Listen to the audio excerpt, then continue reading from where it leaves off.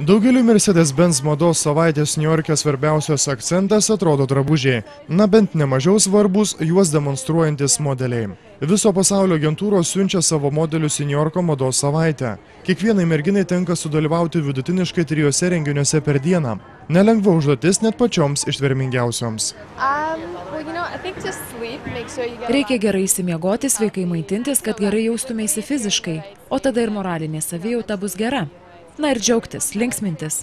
Svarbu per daug nesijaudinti, per daug negalvoti, tiesiog mėgautis.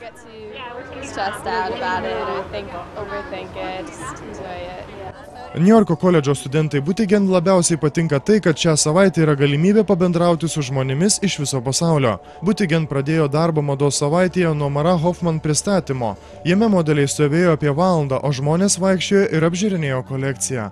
Daugeliui gali atrodyti, kad modeliai tiesiog statulos, tačiau Butigen mano, kad tai tik požiūrio reikalas. Vienas iš didžiausių mitų apie modelius – tai, kad merginos serga arba anoreksija, arba bulimija. 19-metė sako, kad ji tikrai neserga. Žmonėms atrodo, kad jei esi plonas, nieko nevalgai. Pavyzdžiui, man pasisekė, nes mano medžiagų apykaita labai greita. Pavyzdžiui, per mados savaitę man reikia valgyti daugiau, kad nesulyščiau, nes čia daug dirbi, bėgioji. Taip, kad dėl greitos medžiagų apykaitos man reikia dar daugiau valgyti. Butigen nuotraukų galima pamatyti žurnaluose.